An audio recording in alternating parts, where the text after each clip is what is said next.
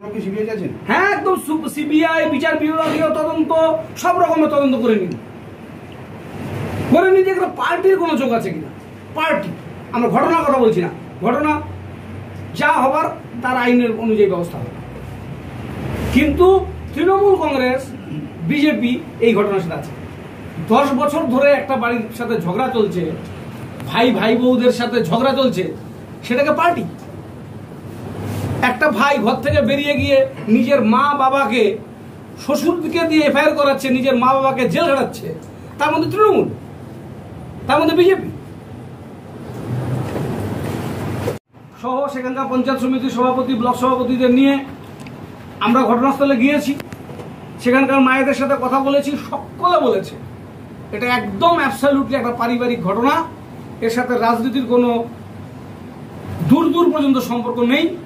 কিন্তু তারপরেও এটাতে রাজনীতির রং দেওয়া হলো। তবে এটা বলবো, শফিকুল মিয়া তার 3 ভাই বউ, মায়ের নামে, বাবার নামে যে কমপ্লেন করেছেন, এটা ভালো করে ইনভেস্টিগেশন করা হোক।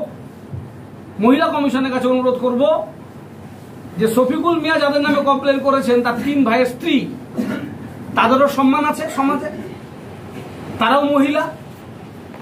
এবং শফিকুল মিয়ার মা, যার বিরুদ্ধে শফিকুল তার শ্বশুর মশাইকে দিয়ে এফআইআর করালেন, সেই শফিকুল মিয়া মায়েরও একটা সম্মান আছে, সমাজে বাঁচবার অধিকার আছে। যে ছবি সোশ্যাল মিডিয়াতে দেখিয়ে তার মা এবং 3 ভাই বউকে মেলাইন করা হলো, ঘটনা যদি মিথ্যা প্রমাণিত হয় তাহলে সেই ক্ষেত্রে কি হবে সেটাও মহিলা কমিশন মাথায় রাখবেন।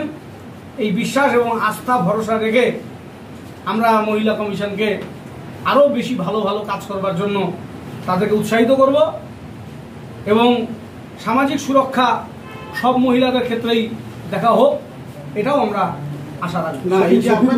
শফিকুলের ক্ষেত্রে আমরা পুলিশ প্রশাসনকে অনুরোধ করব আরো কোনো কঠিনতর ব্যবস্থা যদি থাকে আইনি, সেই ব্যবস্থা নিতে। ইতিমধ্যে সেকশন 344C এটা ইনক্লুড করা হয়েছে শফিকুলের বিরুদ্ধে। সেকশন 354 বাকিদের ক্ষেত্রে লাই করছে।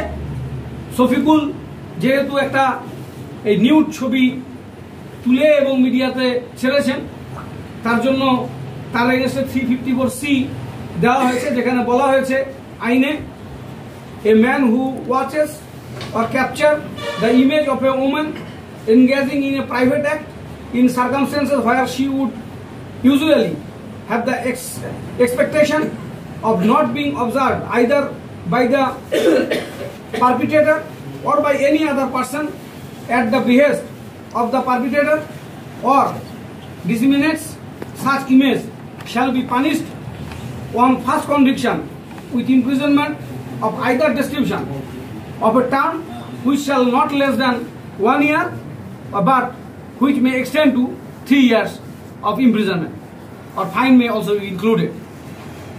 আর এই যে শফিকুল এখন বিজেপি করে, শফিকুল যখন বিজেপিও করতো না, কোনো পার্টি করতো না, এই ফ্যামিলিটা আমাদের কোনো পার্টি করে না, তখনও এদের সাথে ঝগড়া ছিল আজ থেকে 10 বছর আগে।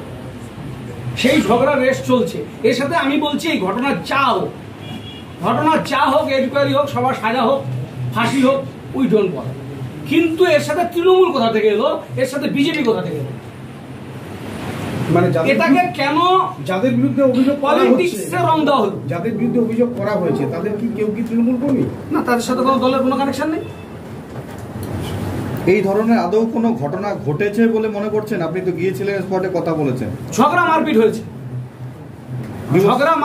গ্রামবাসী বলেছে, এবং সেটা হয়েছে অ্যাবসলিউটলি মহিলাদের মধ্যে।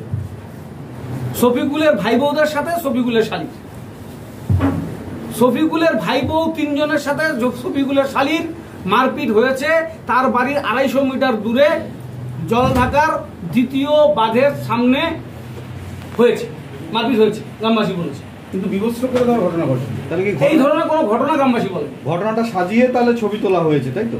এক্স্যাক্টলি তাই। মহিলা কমিশনের যে ঢোকার সময় এখানে তিনি কোনো রাজনৈতিক রঙও দেখছেন এবং পারিবারিক একটাও সমস্যা রয়েছে। তিনি মূলত যে মহিলার উপরে এরকম অত্যাচার, সেই কারণেই তিনি দেখতে এসেছেন। এখানে রাজনৈতিক জায়গাটাও দেখছেন এবং পারিবারিক জায়গাটাও দেখছেন তিনি। কিন্তু এটা আমি কাউকে ডিফেন্ড করছি না, আমি কাউকে ডিফেন্ড করছি না, আমি বিং এ লয়ার আমি বলতে পারি, যেমন ওই মহিলাকে মারপিট করা হয়েছে সেটাও যেমন মহিলা কমিশনে দেখতে হবে, পাশাপাশি এটাও দেখতে হবে আইনের সুযোগ নিয়ে আরো ৩-৪ জন মহিলাকে মিথ্যে মামলায় ফাঁসানো তো হচ্ছে না, সেটাও দেখতে হবে। এই ঘটনাটা যখন ঘটে, যদি এটাকে ধরে নেওয়া হয় যে মহিলাকে বিভস্ত করা হয়েছে বা যদি সত্যিই করা হয়ে থাকে, সেই সময় কি পুরুষদের কোনো হস্তক্ষেপ ছিল? দেখুন, এটা তো ইনভেস্টিগেশনের পার্ট, এটা পুলিশ ইনভেস্টিগেশন করে পুলিশ তার রিপোর্ট সাবমিট করবে। আমার কথাটা হচ্ছে, আমরা যা প্রাইমারি পেলাম, তৃণমূল কংগ্রেসের নাম যেহেতু এখানে আনা হয়েছে, আমরা 3 দিন কোনো কথা বলিনি, আমরা সাইলেন্ট ছিলাম। পুলিশ তাদের কাজ করুক, এবং পলিটিক্যাল পার্টি এসছে, ঠিক আছে, স্লোগান হবে, এসব করবে, হবে। কিন্তু বারংবার গতকাল সমস্ত স্টেট লিজ চ্যানেলগুলোতে আমাদের তৃণমূল কংগ্রেস বিজেপি বিভাগ, তৃণমূল কংগ্রেস উলঙ্গ করে পেটাচ্ছে, এই যে কথাগুলো আমাদেরকে ব্যথা দিয়েছে, আমাদের কষ্ট লেগেছে, আক্রমণ হয়েছে আমাদের। কুচবিহারে এই সুবিশাল জয়ের পরেও আপনারা জেলাতে যা 2019-2021 ফলের পরের 5 দিন কুচবিহারের যে অবস্থা হয়েছিল, আপনারা নিজেরা বুকে হাত দিয়ে বলুন কুচবিহার সেই পরিবেশ আছে কি? কোথাও কোথাও স্পেসিফিক্যালি 2-4টা ঘটনা ঘটলে আমরা পৌঁছে গিয়েছি এবং আমরা আমাদের পার্টির তরফ থেকে এই সমস্তকে প্রিভেন্ট করেছি, কোথাও কিছু হতে দিইনি। তারপরে একটা বাড়ি ভাঙলো না, কারো একটা দোকান ভাঙলো না, কারো ঘর জ্বললো না, কোনো মার্ডার নেই, কোনো রক্তপাত নেই। তারপর এই ধরনের একটা বিশ্রী রকমের উৎসাহ তৃণমূল কংগ্রেসের নামে করা হচ্ছে কেন? কিসের জন্য? এই সিটটা জিতিনি বলে কুচবিহারকে টার্গেট করা হচ্ছে, মানুষের কাছে ছোট করার জন্য। কুচবিহারে যারা ভোটদাতা তাদেরকে অসম্মান করা হচ্ছে। কুচবিহারের মানুষ তৃণমূল কংগ্রেসকে নির্বাচিত করেছে, এটা কি অন্যায় হলো? যে এই ধরনের কুৎসা করছেন আপনারা, এটা বন্ধ হওয়া উচিত। বেশ কয়েকদিন যাবৎ থেকে আমরা দেখতে পাচ্ছি যে টেলিভিশনে এবং বিভিন্ন প্রচার মাধ্যমে, সোশ্যাল মিডিয়াতে একতরফা ভাবে কিছু কথা বলা হচ্ছে।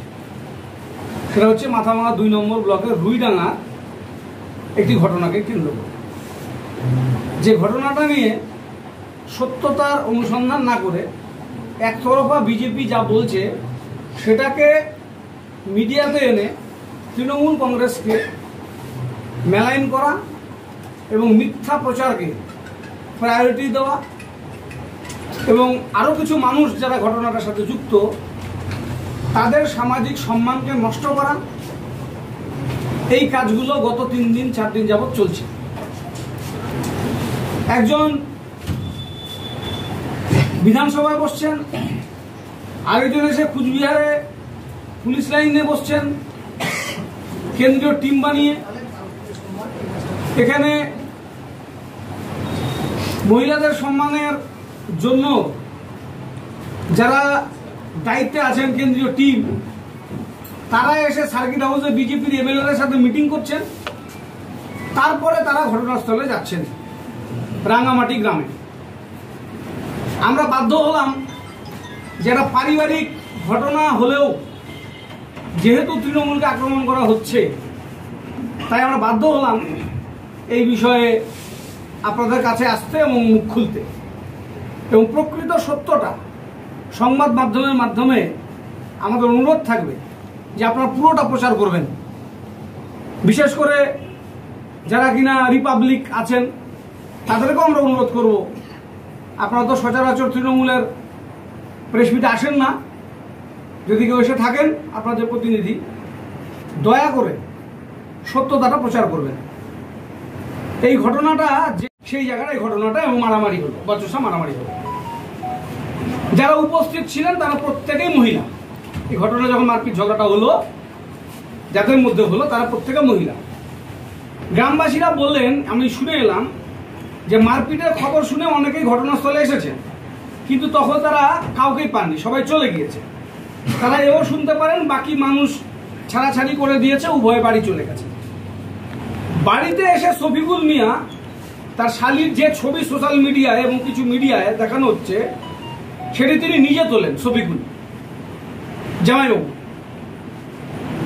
ছবিটা তুলে তার লক্ষ্য ছিল তার 3 ভাইকে তার বাবা মাকে ফাঁসানো। কি করলো দেখুন ঘটনাটা। সেই ছবিতে দেখা যাচ্ছে একটি বাড়ির উঠোন, বাড়ির বারান্দা, জামা কাপড় নাড়ার দড়ি, একটি জলের বালতি, টিনের ঘর। যে ছবিটা দেখানো হচ্ছে তার ব্যাকগ্রাউন্ড, কিন্তু বলা হচ্ছে এফআইআর এ ঘটনাটা ঘটেছে ঘাস কাটতে গিয়ে। ঘাস কাটতে গিয়ে মাঠে হলো ঘটনা, যেটা বললাম ওই 2 নম্বর বাঁধ জলঢাকা নদী। আর ঘটনার ছবি তোলা হলো তার বাড়ির উঠোনে। বিষয়টা ক্লিয়ার করার চেষ্টা করছি, আপনারা নিশ্চয়ই ক্লিয়ার হলেন। তাহলে মূল বিষয়টা কি দাঁড়ালো? শফিকুল মিয়া তার শ্বশুর মশাইকে দিয়ে, অর্থাৎ হোসেন আরার বাবাকে দিয়ে, শালিকে ভিকটিম বানিয়ে, হোসেন আরাকে ভিকটিম বানিয়ে, নিজের বাবা মোহাম্মদ আলী মিয়া আসামি নম্বর 4, এই কেসে যেটা হয়েছে তার অ্যাকিউজ সিরিয়াল নাম্বার 4 কে? শফিকুল মিয়ার বাবা, হোসেন আরার জামাইবাবু শফিকুল, তার বাবা শফিকুল মিয়ার বাবা আসামি নম্বর 4। নিজের মা সকিমান বিবি আসামি নম্বর 10।